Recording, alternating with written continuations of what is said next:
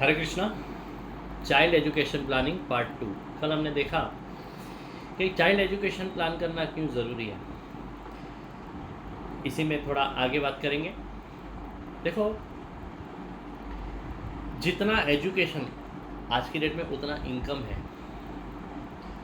जितना बढ़िया एजुकेशन कराएंगे, हायर एजुकेशन कराएंगे, उतना ही उसको बढ़िया इनकम मिलेगा।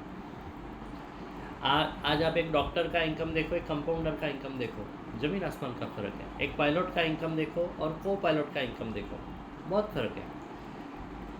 आज चार्टर्ड अकाउंटेंट का इनकम देखो और एक नॉर्मल अकाउंटेंट का इनकम देखो, बहुत फ़र्क है। तो दोस्तों, आज की डेट में बीकॉम का कोई वैल्यू ही नहीं है। उसको जो जॉब मिलता है वो 25-50 हज़ार का ही जॉब मिलता है। मगर अगर हमने उसको पोस्ट ग्रेजुएशन कराया, जैसे कि MBA है या इंजीनियरिंग है या तो फिर CA है या तो फिर कॉस्ट अकाउंटेंट है या इंटीरियर डिज़ाइनर है या तो जो भी उसको अच्छा लगे, आजकल तो बहुत स्कोप है। तो हमने कोई ऐसा स्पेशलाइज्ड कोर्स कराया जिसके लिए डेफिनेटली एक अच्छा रकम लगेगा। मगर कल मैंने जैसे बताया था कि कुछ पेरेंट्स के सिर्फ सपने होते हैं, सपनों से कुछ नहीं होता। सपनों के साथ में प्लान होना भी ज़रूरी है और इसके लिए एजुकेशन प्लानिंग करना बहुत ज़रूरी है। तो उस टाइम पे आज की डेट में वो जो प्लान है, आज की डेट में उसका 10 से 20 लाख रुपया खर्चा लगता है। तो आज से 15-20 साल के बाद उसका खर्चा हो जाएगा 30 से 40 लाख या शायद 50 लाख या उससे भी ज़्यादा।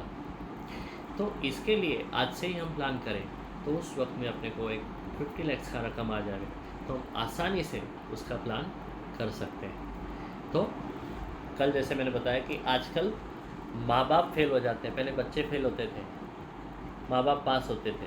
मगर आजकल बच्चे अच्छा परसेंटेज लेके आते हैं, बच्चे पास हो जाते हैं और माँ बाप फेल हो जाते हैं क्योंकि उन्होंने बच्चों के लिए कोई प्लान नहीं किया है। तो वैसा ना करें, पहले से उसके लिए एक बचत की योजना चालू करें ताकि उस एज में अपने को एक अच्छा पैसा अपने हाथ में आवे, ताकि हम अपने बच्चों के लिए अच्छा एजुकेशन करा सकें। उसके अलावा देखो, इसमें ना 3 मेन चीज़ है, कैसे हम करें उसको। देखो, इसमें हम घर पे ही अपने बचत करेंगे। फॉर एग्जांपल उस टाइम पे 60 लाख रुपया लग रहा है। आज की डेट में घर पे ही बचत करेंगे तो अपने को हर साल में, और समझो 20 साल का प्लान करना है तो 3-3 लाख रुपया बचत करना पड़ेगा। हर साल में 3 लाख बचाएंगे तो 20 साल में 60 लाख जमा हो जाएगा। और किधर भी बचत, घर पे ही बचत अपने पास ही रखेंगे वो पैसे। 3-3 लाख हर साल में बचाएंगे तो 60 लाख हो जाएगा 20 साल में। तो ये है पहला रास्ता। दूसरा रास्ता है गवर्नमेंट ऑफ इंडिया का रास्ता, LIC का रास्ता। गवर्नमेंट बोलती है कि आपका बच्चा अच्छा पढ़ रहा है तो हम उसको हेल्प करेंगे, आप LIC में इन्वेस्ट करिए। तो LIC क्या करेगी, जो आप भरेंगे उतना ही LIC भरेगी और साथ साथ में बहुत सारा अदर बेनिफिट्स भी देगी। तो इसके लिए अपने को 60 लाख का बंदोबस्त करना है तो अपने को 3 लाख बचाने की ज़रूरत नहीं है, हम खाली 1.5 लाख बचाएंगे, 1.5 लाख LIC देगी। तो वैसा हमारा 20 साल में 60 लाख हो जाएगा। और तीसरा है,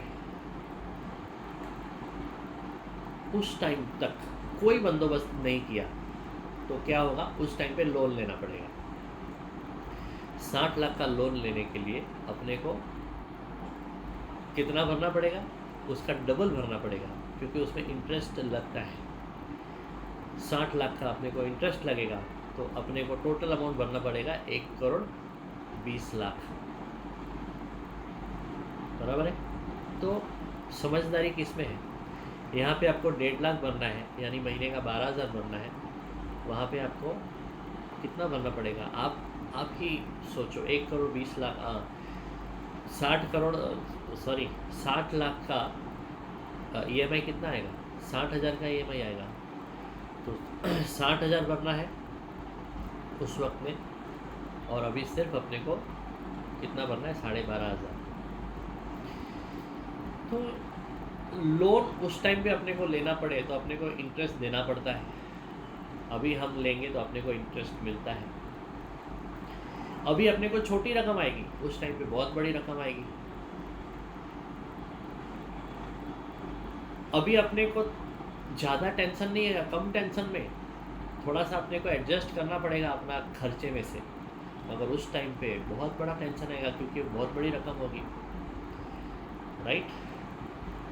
तो ये सारी चीज़ें हैं। इसके लिए लोन न लेते हुए और अपने घर पे ही बचत न करते हुए हम दूसरा रास्ता लेवे, तो दूसरा रास्ता सबसे बढ़िया है LIC वाला रास्ता, जिसमें अपने को गारंटेड उस वक्त, और इसके लिए एक बढ़िया प्लान भी है जिसके बारे में मैं कल डिस्कस करूँगा दोस्तों। तो ये दूसरा वाला रास्ता जो LIC का रास्ता है वो सबसे बेहतर रास्ता है। अभी इसमें कुछ लोग बोलेंगे कि SIP क्यों ना लेवे। SIP दोस्तों ऐसा है कि SIP में लॉन्ग टर्म इन्वेस्टमेंट नहीं होता है। नॉर्मली जो SIP होती है 5 साल में तो 90% SIP लोग रिडीम कर डालते हैं।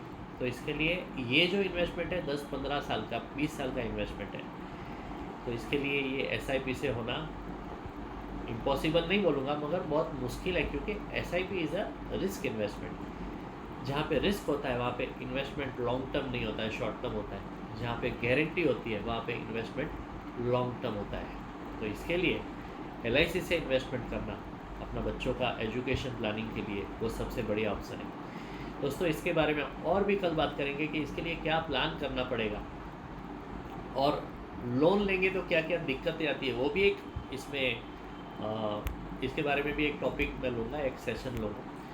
तो यही अपना एजुकेशन प्लानिंग के ऊपर अभी हमारा चालू है, वही हमारा पार्ट 3 और पार्ट 4 चलेगा।